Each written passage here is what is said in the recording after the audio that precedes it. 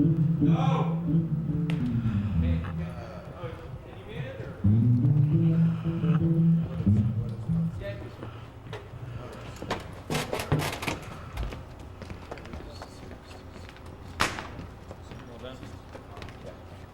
what you were just playing in, Marty, is 805.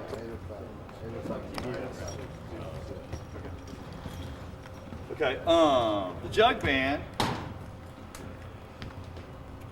Y'all need to display stuff. And set her up. So you got it done? Yes, we're done. Okay. So you're going to put these back yourself? We done? All right, Mr. Keen. First off, what motivated you to do something like this? As far as playing this show or writing a song? Playing the show. Playing this show? Well, we don't play the Paramount very often, and it was kind of an opportunity. Last time I played the Paramount on our own show, it was for God, it was 10 years ago. So when we had this opportunity, and it was for it was for a good cause and all, I felt like it was the right thing to do. So what do you think it's going to do for the Sims Foundation, the Austin Winter Nights? Well, what you always hope on these kind of things, as far as shows, is that it increases awareness and gets people to think about, what the Sims Foundation is all about, or just learn about it at all. So, I'm all for that. So, being a musician like you are, is there like a deal with like mental instability? Like, do you think music causes such a thing, or is it just like? All I know is that people see our job as musicians as being on stage and sort of the celebrity status and driving around in a big old bus and stuff like that. The fact is it's a really jagged and long-winded process to every show. I mean, we work as much as 18 hours a day doing a show, and when you get up there, that's actually the part where I can kind of relax, because I really enjoy performing and all, but you do it day after day, it's pretty tough, and you got families at home, and it's a really rewarding, but it's a tough lifestyle. All right. Do you think you'll be taking part in something like this in the future, or is this?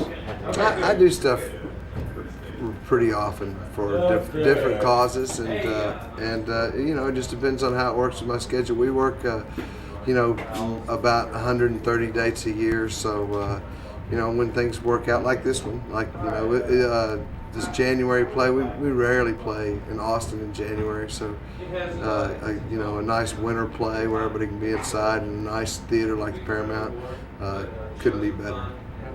Now, when writing your music, what do you think about when you're writing? I try to just clear my mind out, and I just try to play some chords and play some music on the guitar, and then let things kind of fall into your head, like you do, say, right before you fall asleep or something. When you can't sleep, you're thinking of these things really intensely, and then all of a sudden, when you know you're going to fall asleep, all of a sudden just there's these free flow of thoughts come into your head.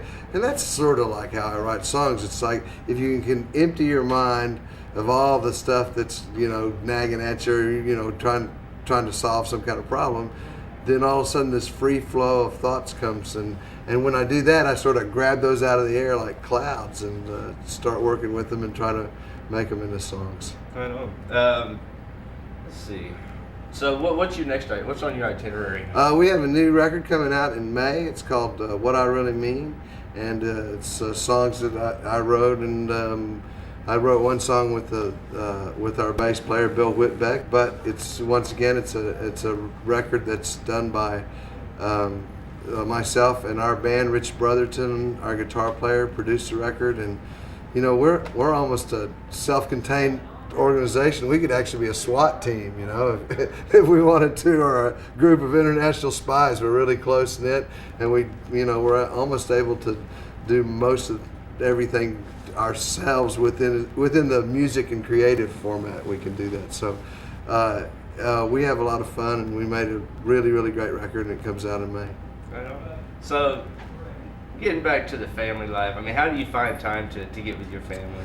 Well, what I try to do with my family is when I'm off, I try to spend just as much time with them as possible. I just, I don't play golf really, and my hobbies are really kind of music and things like that, and so it's just all about, I guess being it, other than being on the road and performing. The main thing that I do is try to spend time with my family. So do you find that family and friends start treating you different once you start to become known? That's happened in the past. I've been doing this for so long now that I feel real solid with all my family and friends. There's always just some I don't know. Sometimes all of a sudden your family acts like. Or your friends, maybe think that they can't talk to you like they could talk to you, but I've never felt that separation, and I try to reassure anybody. But, in the first place, I'm just a regular guy. And so I'm just walking down the street like anybody else.